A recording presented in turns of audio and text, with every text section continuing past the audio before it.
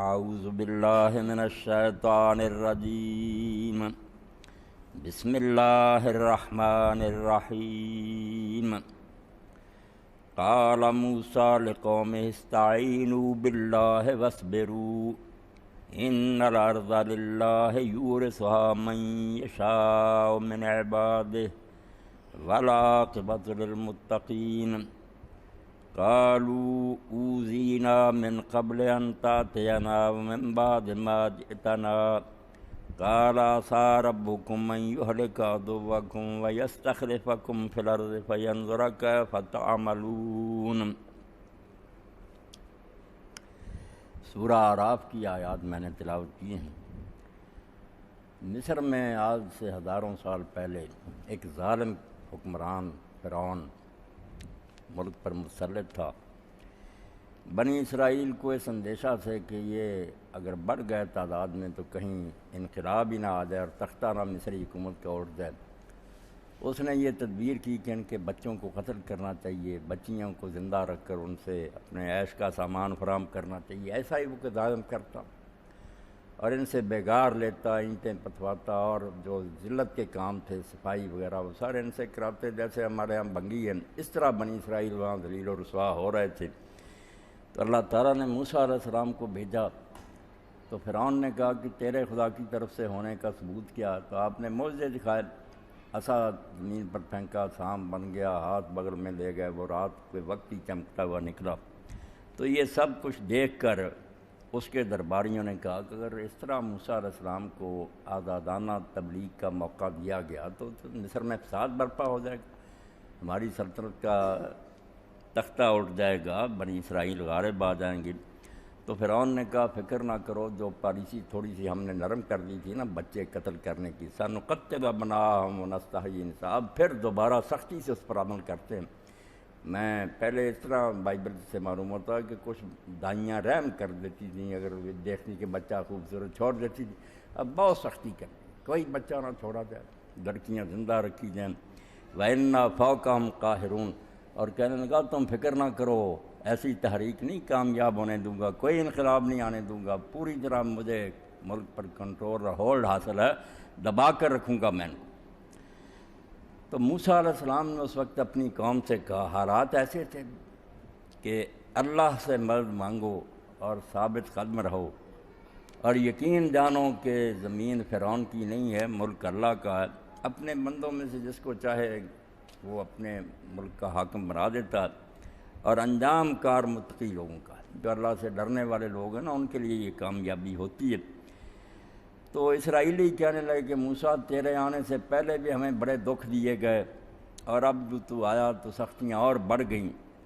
تو آپ نے فرمایا کہ تم فکر نہ کرو، تھوڑی دیر بعد یہ اللہ تعالیٰ تمہارے دشمن کو ہلاک کر دے گا اور ایک زمین میں تمہیں حکومت عطا کرے گا، پھر دیکھے گا کہ تم کیسے کام کرتے۔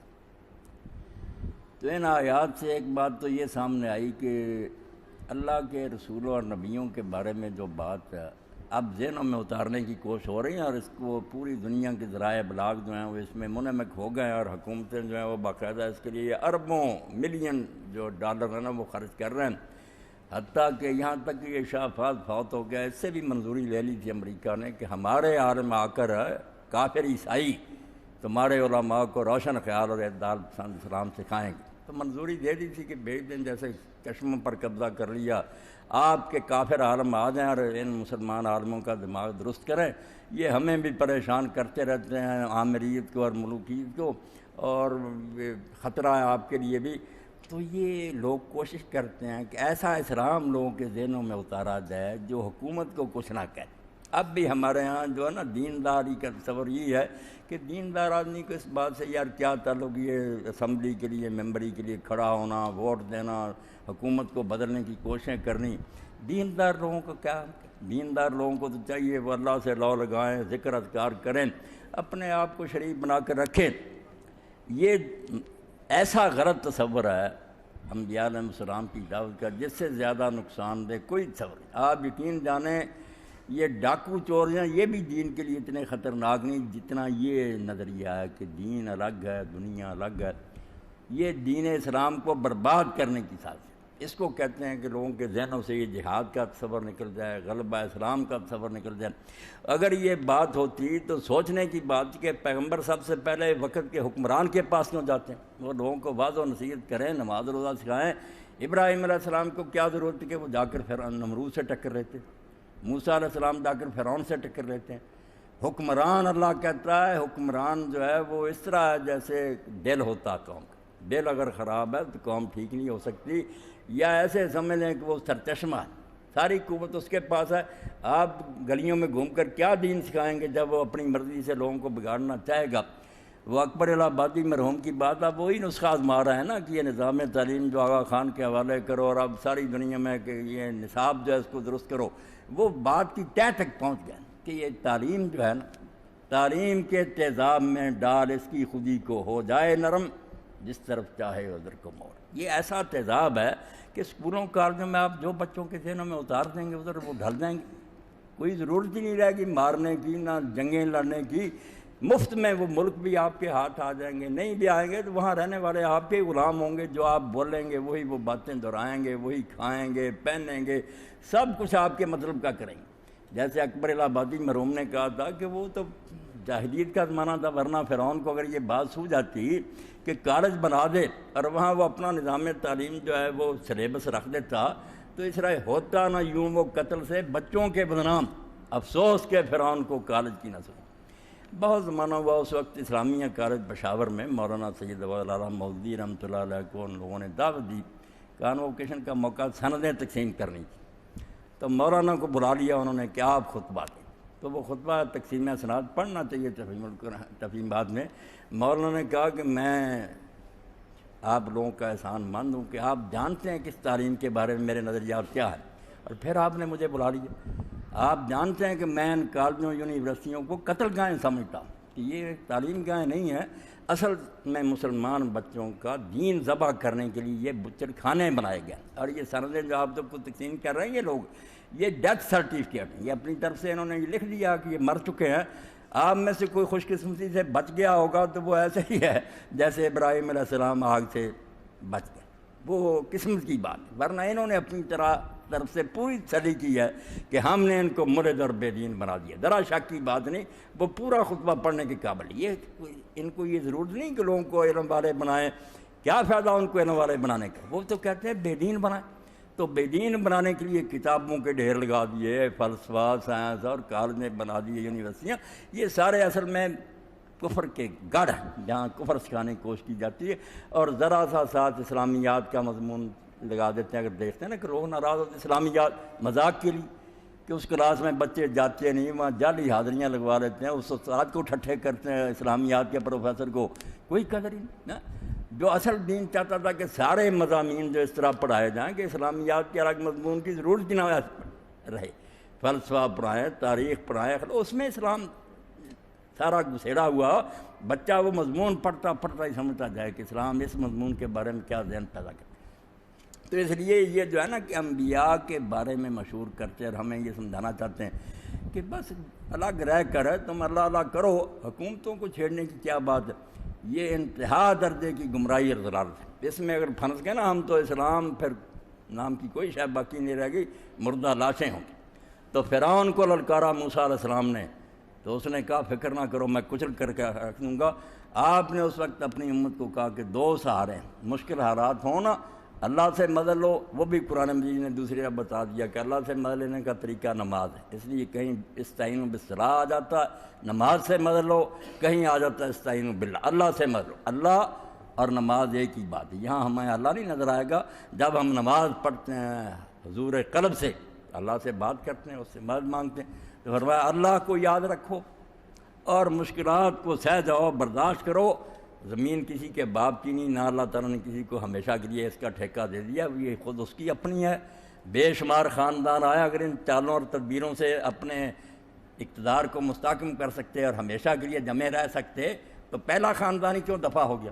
نہیں، زمین اللہ کی ہے، لوگ آتے ہیں باری باری اپنا امتحان دیتے ہیں، جب حد سے گزر آتے ہیں اللہ انہیں دفع کرتا ہے، نئے لوگوں کو لے آتا۔ پرواہ نہ کرو حالات کی جو سنگینی ہے، اس کو دیکھ کر گھبراؤ نہیں کہ اندھیرا ہی اندھیرا ہے، کوئی بات نہیں، اللہ اس زمین کا مالک ہے، وہ اپنے بندوں میں سے جس کو چاہے مالک بنا دیتا، اور یہ یاد رکھو کہ آخری نتیجہ جو نیک لوگوں کے حق میں ہوگا۔ تو اس میں یہ بات بھی کہی کہ بالکل قریب ہے کہ اللہ تمہارے دشمن کو ہلاک کر دے، اور چند سال ہی گزرے بھی فرعون سارے لشکروں سمیت سمندر میں غرق ہوا، اور تمہیں زمین میں اقتدار دے دے، اقتدار دے، حکومت، فینظر کیف تعملون، پھر دیکھے گا کہ تم کیا کرتے۔ تو ایک تو یہ بات سامنے آئی کہ دین جو حکومت سے الگ ہو، وقت کے اقتدار کو چیلنج نہ کرے، وہ دین لے کر نبی نہیں آئے۔ اسی لیے آپ دیکھتے ہیں کہ قرآن بھی سارا کھنگال جائیں، حدیث رسول دیکھ جائیں، بعد میں یہ اصطلاح ہم میں چل پڑی مذہب، حالانکہ عربی زبان کا لفظ ہے مذہب، چلنے کا راستہ، مگر اللہ نے نہیں اس کو ٹچ کیا، بالکل نہیں، یہ قرآن و حدیث میں آیا، دین استعمال ہوا۔ اس لیے کہ مذہب اور لفظ کو نہیں لیتے، سوشلزم میں ویسے کوئی برائی بات کی بات نہیں، اجتماعیت کہ لوگوں کے بڑے کا کام، لفظ کے معنی کو نہیں لیتے کہ لغت میں کیا اصطلاح دیکھتے ہیں کہ لوگوں میں یہ کس معنی بولی۔ مذہب لوگ بولتے ہیں جس میں حکومت یا دنیا داری سے کوئی نہیں تعلق، صرف اللہ اللہ کرنا، عبادت گاہ میں جا کر کوئی پوجا پاٹ کرنا، یہ ہے دین و دنیا کی تقسیم۔ مذہب، دھرم، ریلیجن، دین اس کا دشمن ہے۔ دین تو کہتا نہیں خدا جیسے مسجد میں تمہارا مالک ہے، اسی طرح دکان پر، اسی طرح عدالت میں، میدان جنگ میں، تم کسی وقت بھی اس کی بندگی سے خارج نہیں ہے، اس کے غلام ہو، ساری زندگی اس کے حکم کے مطابق گزارنی ہے۔ اس لیے پیغمبر یہ کر ہی نہیں سکتا کہ وہ لوگوں کو کہا کہ کچھ اللہ اللہ کرو، رہنے دو، نمرود حکومت کرتا ہے، یہ فرعون، اس سے کوئی دلچسپی نہیں۔ وہ کہتا ہے ان کا تختہ الٹو، ساری خرابی کی جڑ تو یہ ہے، یہ گندے ہیں، اس لیے پانی ساری نالیوں میں گندا جا رہا ہے، یہ پاور ہاؤس پاک کرنا چاہیے۔ ان کو للکارتے ہیں۔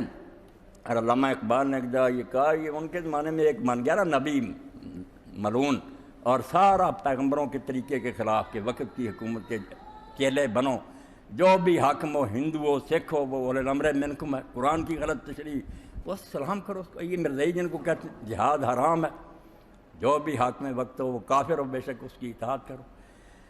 تو علامہ اقبال نے کہا اللہ کے بندے جو نبی آتے ہیں ان کا تو حال ہی یہ ہوتا ہے، ہو بندہ آزاد اگر صاحب الہام ہے، اس کی نگاہ ہے فکر و عمل کے لیے محمد۔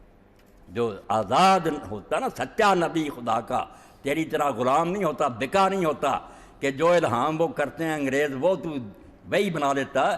ہو بندہ آزاد اگر صاحب الہام ہے، اس کی نگاہ فکر و عمل کے لیے محمد۔ وہ جب آتا نا تو مردے زندہ ہوتے ہیں۔ ہم قیامت کی بات کر رہے تھے نا کہ قیامت کو مردے اٹھیں گے، نہیں اس نبی کے آنے پر سچ مچ مردے زندہ ہو جاتے ہیں۔ جو مرے ہوتے ہیں نا، کمزور، بے بس، ہاتھ جوڑتے ہیں، سجدے کرتے ہیں، ایسی نگاہ کرتا ہے، ایسے ان میں وہ جوش بھر دیتا ہے فکر و عمل کے لیے میں، ان کی سوچیں بدل جاتی ہیں، ان کا کام کرنا بدل جاتا ہے، وہ بندے ہی نئے بن جاتے ہیں۔ یہ اس کے نفس گرم کی تاثیر ہے جس سے ہو جاتی ہے خاک چمنستاں شرر رنگے، وہ باغ جس کی مٹی سے پہلے پھول کھلتے تھے، یعنی نرم و نازک، برے نہیں پھول، مگر یہاں مراد یہ غلام ہے جو بیچارے نرم، ہر ایک کے سامنے سلام کر رہے ہیں، ہاں، مگر کہتا اس کے نفس گرم، وہ اس کی پھونک ایسی ہوتی ہے اس سے شرر رنگے، وہ پھر پھول نہیں اگتے، وہاں سے انگارے ہو گئے، یعنی آگ لگا دیتا ہے باطل کو، ہاں، گلدستے بنا کر نہیں ظالموں کے گلے میں پہناتے، وہ لوگ پھر گریبانوں سے پکڑتے ہیں کہ لوگوں کی بیٹیوں کی عزتیں خراب کرتے اور ڈاکے مارتے ہو، پلاٹ الاٹ کراتے اور ساری دنیا کو لوٹ کر کھا جاتے اور حکمران بنے پھرتے ہو، ہاں۔ تو ہوتا پھر یہ ہے کہ پرندے جو ہوتے ہیں شاہین بلبل میں، شاہین کی ادا ہوتی ہے بلبل میں نمودار۔ اب بلبل دیکھیں نا کتنا کمزور سا جانور، مگر پیغمبر کی تاثیر سے لا الہ الا اللہ کہ کوئی حاکم نہیں سوائے اللہ کے، ہاں، اس سے بلبل کی بلبل میں شاہین کی ادا ہوتی ہے بلبل میں نمودار۔ وہ بلبل نہیں رہتا اتنا طاقتور کہ وہ باز بن جاتا، وہ چڑیا ہی گلے پڑ جاتی ہے ظالموں، دلیری۔ کس درجہ بدل جاتے ہیں مرغان سحر خیز، صبح کو اٹھنے والے پرندے، یعنی مستضعفین جو کمزور بنا کر رکھے گئے تھے نا، وہ دلیر ہو جاتے ہیں۔ وہی بلال تھا پہلے بیچارہ ماریں کھاتا، مگر اب اسلام کے لیے اتنا دلیر ہو گئے، ساری طاقتیں خرچ کی، ظالموں نے نہیں جھکا۔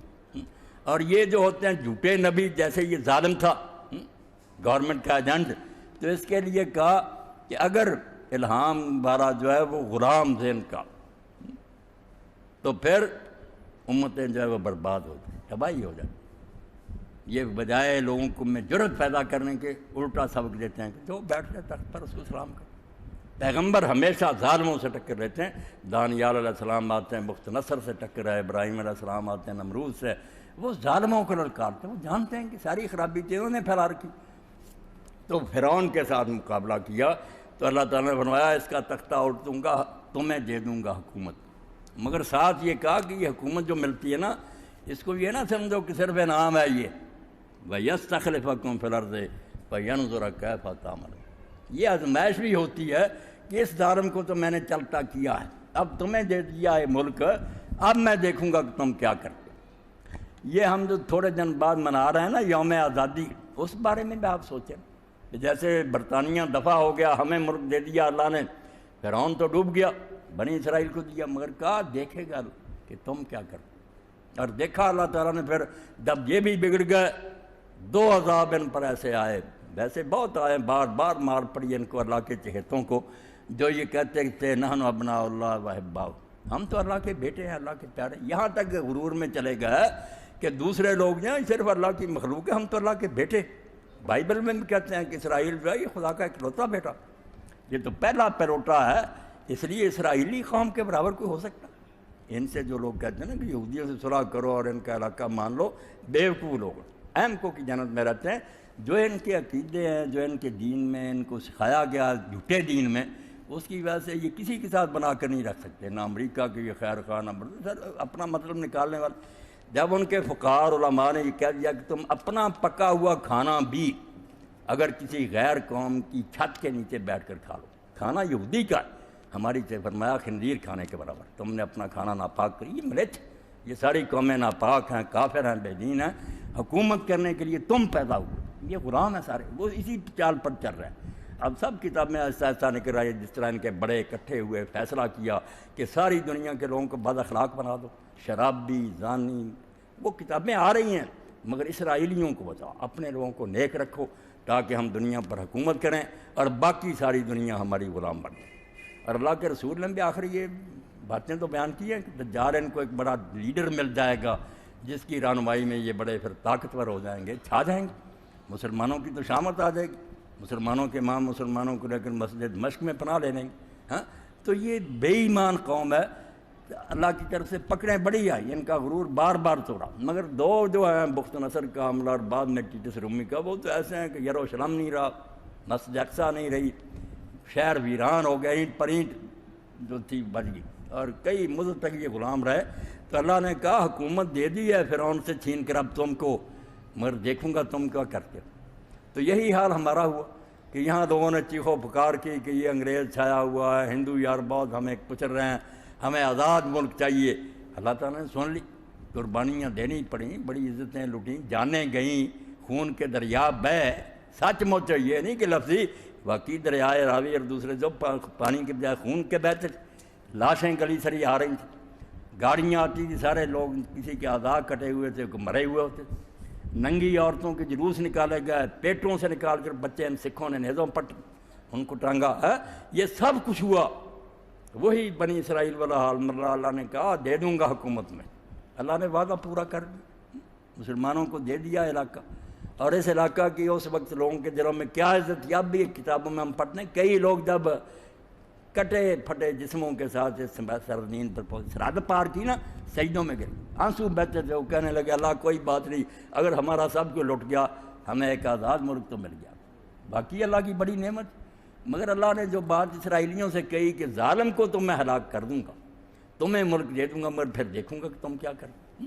اب دیکھتا رہا نا، ہم نے کوئی وعدہ پورا کیا، کسی بات میں سچے نکلے، کوئی بات نہ ہوئی کہ ہم اسلام کی ایک تجربہ گاہ چاہتے ہیں، ہم ایک ایسا ملک چاہتے ہیں کہ 1400 سال بعد ہم یہاں اسلام چلا کر لوگوں کو دکھائیں گے کہ یہ کوئی خیالی مذہب نہیں، نہ یہ پرانا ہے، یہ اس دور میں بھی سارے کام کر سکتا اور بہتر سے بہتر برکات دے سکتا، ایک دن بھی اس کی طرف قدم نہیں اٹھا، اور قدم نہ اٹھانا بھی غنیمت ہوتا، اگر وہاں ہی ہمیں رہنے دیتے نا، جس حالت میں ہم انگریز کے دور میں، پھر بھی میں کہتا ہم شکر گزار ہوتے، چلو اس حد پر رہتے، ہماری بچیاں بے حیا کر دیں، ہمارے لڑکوں کو گانے بجانے میں لگا دیا، کرپشن اتنی بڑھ گئی کہ انگریزی دور میں کہیں ان چیزوں کو سوچا ہی نہیں تھا۔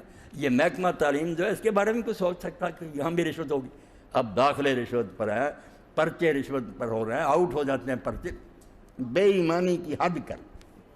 تو اللہ دیکھتا رہا، آدھا ویسے گیا ملک، آدھا اب قابو آیا ہو، کفار کے سامنے ہاتھ جوڑے ہوئے ہیں، ان سے سجدے کر رہے ہیں، منتیں سماجتیں کر رہے ہیں اپنے بچاؤ کے لیے. وہ بچاؤ بھی نہیں ہوگا. کب تک مہلت ملے گی؟ اللہ وقت نہ لائے کہ وہ رومیوں کی طرح ہم پر حملہ ہو جائے اور پھر تباہی اور بربادی ہو جائے. عیسیٰ علیہ السلام کو جب گرفتار کرانے کی تیاریاں کر رہے تھے نا، بدبخت لوگ یہ خبیثوں اور حرامیوں کو اپنے سردار مانتے ہیں، حکمران مانتے ہیں، اور جو نیک ہوتے ہیں، پاک، جو بہتری کی راہ، انہیں کو دشمن سمجھتے. اب عیسیٰ علیہ السلام کو گرفتار کرانے کے لیے علماء تول گئے، صرف ان پڑھ نہیں، عوام کو بھی برگلا لیا. بڑے بڑے باریش داڑیاں، ہاتھوں میں عصے، جبے پہنے ہوئے موسیٰ علیہ السلام کے وارث، جو دیکھتے مسواک اتنی لمبی ہونی چاہیے، ٹخنے سے کپڑے، فریسی، پوری شریعت پر عمل کرتے. وہ بھی آگے کہ یہ کافر ہے، اس کو قتل کروائیں گے. وقت کی حکومت تو بھی گانٹھا ساتھ. اب رومی جو تھے وقت کے حاکم، وہ غیر قوم تھے، ان کی زبان الگ تھی، وہ جیسے برطانیہ یہاں آیا ہوا اس طرح ہی تھے. انہیں کوئی دلچسپی نہیں تھی کہ عیسیٰ کون ہے، یہ یہودی کون ہے، انہیں اپنی حکومت سے غرض. مگر ان لوگوں نے انہیں کہا کہ ان کو کیسے آمادہ کریں، قتل کرے عیسیٰ علیہ السلام. گورنر کے جب پیش ہوئے، اس نے کہا مجھ میں تو یار اس میں کوئی بات نظر نہیں آتی مجھے جس سے میں اس کو قتل کروں. ہمارے قانون کے مطابق کوئی جرم نہیں، کوئی نبی ہے یا نہیں ہے، تو آپ جانیں، آپ کا کام جانیں. انہوں نے پھر کہا اگر تو سزا نہیں نہ دے گا تو ہم قیصر سے یہ درخواست کریں گے، روم، کہ یہ حکومت کا باغی ہے، تختہ الٹنا چاہتا ہے، تیرا گورنر اس کو رعایت دے رہا. گورنر کو بغاوت کا ڈراوا دیا کہ ہم بغاوت کا کیس بنا کر قیصر کو بھیج دیں. وہ بھی ڈر گیا.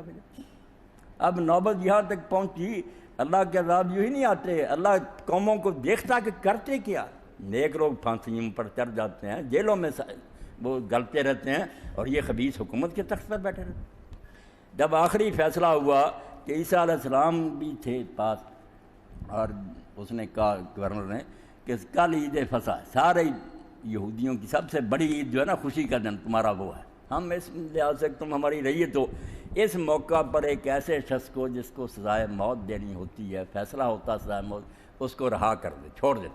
اب تم مجھے بتاؤ کہ میرے پاس ایک یہ ہے جو نبی ہونے کا دعوے دار ہے، اور میں نے اس میں کوئی گناہ نہیں پایا، اور دوسری طرف برابا ڈاکو ہے جس نے شہر میں ہنگامے کیے، ڈاکے ڈالے، بندے قتل کیے، ان میں سے کس کو چھوڑ؟ اب ذرا اندازہ کریں کہ خدا کے پاک نبی کی جان کے مقابلے میں کمبخت مولویوں نے پبلک کو کہا کہ تم نعرے لگاؤ کہ برابا کو چھوڑ دو، اس مسیح کو صلیب دے. جب یہاں تک نوبت پہنچی، اللہ نے پھر اپنے پیغمبر کو تو بچا لیا، اٹھا لیا، مگر ان کا کیا حشر ہوا؟ عیسیٰ علیہ السلام کا جو پڑھتے ہیں انجیل میں، آپ گلیوں بازاروں میں پھرتے روتے، فرمایا ابن مریم کا کیا، اس نے تو دنیا سے جانا ہی، یہ کوئی بات نہیں. مگر میں دیکھتا ہوں کہ یہ یروشلم کی اینٹ سے اینٹ بچ جائے گی، یہ مسجد اقصیٰ نہیں رہے گی، تم غلام ہو جاؤ گے. صرف 70 ہی سال گزرے، ٹیٹس رومی نے حملہ کر کے 600 سال تک یہاں کوئی شہر نہیں تھا، کوئی مسجد نہیں تھی. حضرت عمر رضی اللہ اپنے دور میں پھر تھوڑی سی مسجد بنا. تو اللہ کہتا ہے کہ جب میں حکومت دیتا ہوں تو دیکھتا ہوں کہ پھر تم کرتے کیا، وعدے کیا کیے تھے کہ پورا کیا. ان میں سے کوئی خواب جو تھا وہ سچا نکلا. کوئی بات آپ بتائیں کہ کوئی خوشحالی آئی، غربت مٹی، لوگوں کو روزگار ملے، نہ دنیا سنوری، نہ خدائی ملا، نہ مشارے سن، کچھ بھی نہیں، دنیا بھی نہیں ملی، اور اللہ کو بھی ناراض کی. تو اللہ کہتا ہے اس سے پہلے کئی مرتبہ خدا کے پیغمبر آئے ہیں، ان کی وجہ سے میں نے انقلاب برپا کیا، تبدیلی آ گئی. جو کام لوگ سمجھتے تھے نہیں ہونا، ہو گیا. فرعون کا تختہ الٹ گیا، نمرود کا الٹ گیا. مگر بعد میں جن کو حکومت ملتی ہے، اللہ ان کو بھی دیکھتا ہے نا کہ یہ کیا کرے. اگر وہ دین پر نہیں رہتے، اللہ کی مرضی کے مطابق حکومت نہیں کرتے، تو پھر ان پر بھی عذاب آتا. اب ہم پر بھی کئی مرتبہ آئے. اب جو ہے نا سر پر منڈلا رہا، اللہ یہ اس سے پناہ دے، ورنہ سارے ملک اسلامی جو اب بالکل قابو میں، ایسے ہی ہے کہ جیسے پکڑ ہونے والی. تو یہ جو حالات ان لوگوں نے بنا دیے ہمارے ملکوں کے، فیل کے چشموں پر قبضے امریکہ کے، نظام تعلیم ان کا جاری کر رہے ہیں، اور جو بے پردگی اور بے حیائی تھی وہ ساری ان کی پھیلا رہے ہیں، اور اس کو یہ ترقی سمجھتے ہیں کہ ہم ترقی کی راہ پر دوڑے جا رہے ہیں. ترقی نہیں، یہ بربادی کی راہ. ایسا ہی وقت تھا جب بغداد میں بھی یہی ہو رہا تھا. بار بار تو اللہ کی طرف سے یہودیوں کی طرح ہی ہم پر عذاب آئے کہ اس وقت ہلاکو خان نے آ کر پھر کیا شہر کے ساتھ کیا. کس طرح دریائے دجلہ خون کا بار جو 600 سال کی لکھی ہوئی کتاب تھی ساری دریا میں بہا دی، مسلمان قتل ہوئے ہیں۔ اور جب کھانے کا وقت آیا تو خلیفے کو پھر ہلاکو خانے سونے چاندی کی اینٹیں بھیجی نا، جب اوپر سے کپڑا اٹھایا تو سونا چاندی تھا، وہ کہنے لگا یہ کیا؟ اس نے کہا کھاؤ اس کو، کہنے لگا یہ کھایا جا سکتا؟ تو اس نے کہا کھایا نہیں جا سکتا، تو یہ جمع کرتے رہے، یہی لوہا جو اپنے محل میں ایسے تلواریں بناتا تو میرے مقابلے میں تیری فوج لڑتی نا۔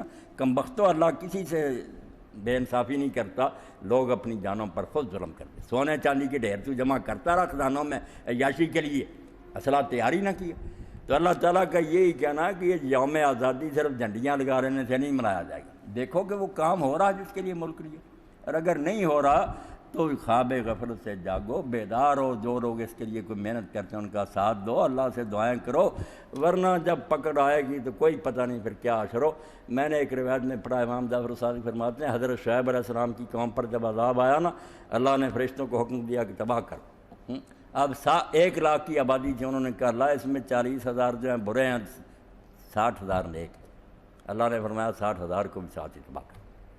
یہ کس کام کے؟ 40,000 بدکار جو ہیں وہ تو ہیں ہی، یہ ظالم کیا کرتے رہے؟ کبھی نہیں انہیں برا لگا، انہوں نے روکا نہیں، کوئی ان کے خلاف احتجاج نہیں کیا، اس لیے میں ان نیکوں کی نیکی کو بھاڑ میں ڈالوں، ان کو بھی ساتھ چلتا کر۔ اور یہی بات حضور علیہ السلام نے فرمائی کہ جبریل علیہ السلام ایک بستی میں بھیجے گئے، انہوں نے دیکھا کہ وہاں ایک ایسا شخص ہے جس کے نامہ اعمال میں کوئی گناہ نہیں۔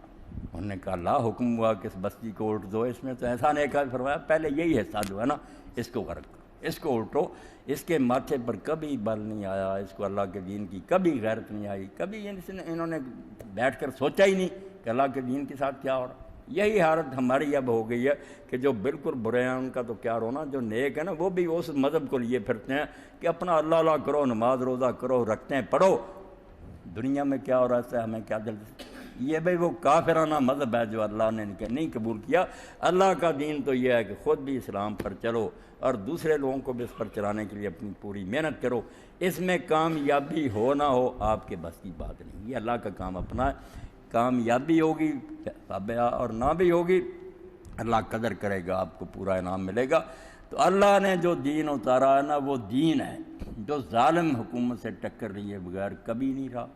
اور اس دور میں بھی جن لوگوں نے یہ کام کیا، اب ساری دنیا میں ہو کیا رہا، 3-4 نام ہیں جو بدنام ہیں، حالانکہ میں کہتا ہوں وہی کشتی نوح ہے۔ اگر بچنا نا مسلمانوں نے ان 3-4 آدمیوں کو پڑھنا، اقبال، مودودی، سید قطب اور یہ خمینی، یہ علی شریعتی، 4-5 نام یہ ظالم لیتے کہ ان کی کتابیں گم کر دو، ان کا نہ لوگوں کو پڑھنے دو۔ اب ظاہر بات ہے کہ یہی 3-4 تو آدمی ہیں جنہوں نے اس دور میں صحیح اسلام کا تصور پیش کیا کہ اسلام کوئی مذہب نہیں جو کفر کے زیر سایہ آرام سے دن گزارتا رہے، یہ خود دین ہے، اس نے اپنا نظام قائم کرنا ہے، کافروں کو اپنے زیر سایہ رکھنا، ان سے ظلم نہیں کرنا، ہر آزادی ملے گی مگر وہ حکومت نہیں کر سکے، اللہ کی زمین میں فساد نہیں برپا کر سکے۔ اب اقبال کا نام لیتے ہیں، خدا کے لیے اقبال کا فارسی کلام اور دوسرا سارا یہ نصاب میں داخل کر دیں، پڑھانا شروع کر دیں، ہمارے وعدوں تبلیغوں کی کوئی ضرورت نہیں، 10-15 سال میں سارے ملک کے لوگ بچے باغی ہو جائیں گے اور تختہ اٹھ دیں گے ظالموں کا، مگر پڑھنے نہیں دیتے۔ اس میں سے اگر لے لیتے ہیں تو بس جگنوں کی نظم لے لی، پر جو غریب نے اصل لکھا نہیں پڑھنے دیتے۔ وہ تو بھائی بم تھا اس ظالم نظام کے لیے، اس تہذیب باطل کے خلاف، بالکل جو ایٹم بم کہتے ہیں وہ صحیح معنوں میں ایٹم بم تھا۔ وہ کہتا ہے یہ کوئی تعلیم ہے، یہ کوئی علم نہیں، یہ صرف زہر ہے، یہ علم نہیں زہر ہے حرار کے حق میں۔ ہاں یہ وہ کہتا ہے تم اس کو علم سمجھتے ہو کہ پڑھا رہے ہیں، زہر ہے، اور زہر بھی ایسا خوفناک ہے، خطرناک، اگر سانپوں کو دے دیا جائے وہ بھی اسی وقت مرتے ہیں۔ یہ تو اچھے اچھے خاندانوں کے لوگوں کو بے دین بنا دیا نا۔ تو اقبال ہے، سید قطب شہید نے جو لکھا، مولانا مودودی، یہ ہے جن کے ذہن میں صحیح اسلام، سچی بات۔ دوسروں کے پاس ہے مولویوں والے جھگڑے کہ رفع جنان یامین، نہیں، انہوں نے غلبہ اسلام کی بات کی کہ یہ ایک ورلڈ آرڈر ہے، پوری دنیا کو زندگی گزارنے کا ایک طریقہ دیتا ہے، جس سے غربت ختم ہو جاتی ہے، بے روزگاری ختم ہوتی ہے، ظلم کسی پر نہیں ہوتا، اس نظام کو قائم کرنا۔ مذہب اگر کوئی رکھنا چاہتا، کفر بھی اپنا، عیسائی یہودی مرے، وہ اگلی دنیا کا، مگر نظام جو ہے کہ دنیا میں قانون وہ چلیں گے، چلانے والے وہ ہوں گے جو اللہ سے ڈرنے والے ہوں گے، اس کے لیے انہوں نے کوشش کی۔ اس لیے میں کہتا ہوں کہ یہ جو شاہ مرے ہیں نا، اللہ ان سے جو معاملہ کرنا کرے، معاف کرے۔ مجھے زینب الغزالی کی موت پر صدمہ، یہ 88 سال کی جو ماں مری ہے نا، یہ ان بادشاہوں سے کروڑوں گنا بہتر ماں تھی جو ہم سے جدا ہو گئی۔ اور اس کی داستان آپ لوگوں نے پڑھنی ہے کہ کس طرح شاہ جمال عبد الناصر کے زمانے میں جیل میں اس کے ساتھ کیا ہوا، کیسے کیسے ظلم اس عورت پر ہوئے، اور جب سے اس نے دین کو سمجھ چھوٹی عمر میں اور اپنی کلاس میں سب سے اول آتی تھی، مگر جب اخوان سے متاثر ہوئی، تحریک کا پتہ چلا، دین کے لیے زندگی وقف کر دی۔ اور قابلیت اللہ نے ایسی دی تھی کہ عورتوں میں جب خطاب کیا، ہزاروں لاکھوں عورتیں جمع ایک انجمن بنا دی سادات المسلمین کی، مسلمان عورتوں نے تکلیفیں اٹھائیں، وہ روداد قفص پڑھنی، جیل میں کیا کرتے رہے اس کے ساتھ، کیسی کیسی بے حیائی کی حرکتیں اس کے سامنے کی، مگر نہیں، ڈگمگائی نہیں، اللہ کے دین کے لیے اس نے اپنی زندگی گزار، 88 سال کی عمر میں فوت ہوئی، مگر اس کا ذکر نہیں، اس کی گئے ہیں ساری دنیا کے یہ ظالم اکٹھے، چلو جنازہ پڑھیں، ان کے جنازہ سے کیا بخشش ہوگی، یہ تو خود مجرم لوگ، اللہ ان کی کیا سنیں گے، مگر ایسی نیک روحیں جو دین کے لیے اپنی قربانیاں دیتی رہی، جیلوں میں گلتی رہیں، وہ ان کی نماز جنازہ کوئی بھی نہ پڑھے نا۔ ایک شخص کا میں نے پڑھا، اس نے کہا اگر عمر ابن سعد اپنے مقتولین کا نماز جنازہ پڑھ کر دفن کر کے کربلا سے چلا گیا اور امام حسین کے ساتھیوں کے سر لے گیا کاٹ کر، اور لاشیں وہاں پڑی رہیں، کسی نے دفن نہ کیا، اور ان پر نماز جنازہ، وہ کہتا ہے ان ظالموں کی نماز جنازہ کی انہیں ضرورت بھی کیا تھی، ان پر درود پڑھنے کے لیے اللہ کے فرشتے تھوڑے تھے، اس لیے نیک بندوں کو یہ جو چاہے کر دیں، پھانسیوں پر لٹکا دیں، بھئی آپ نہ بھی پڑھیں گے غائبانہ جنازے، اللہ اس کے فرشتے ان پر صلوات بھیجیں گے۔ تو یہ زینب الغزالی کی موت کل میں نے پڑھا، واقعی اس عورت نے دین کے لیے جو کام کیا، کتابیں لکھیں، آپ ان کو پڑھیں، مرد بھی دین کا وہ فہم نہیں رکھتے جو اللہ نے اسے عطا کیا تھا، تو ایسے لوگ ہیں جو مرتے نہیں، دین کے لیے جو کام کر گئے، انشاءاللہ وہ قیامت تک رہے گا، اللہ تعالیٰ ایسے لوگوں کی روحوں پر اپنی رحمت اور برکتیں نازل کرے۔ وآخر دعوانا الحمدللہ رب العالمین۔ اب حکیم صاحب آپ کے سامنے درس حدیث ارشاد فرمائیں۔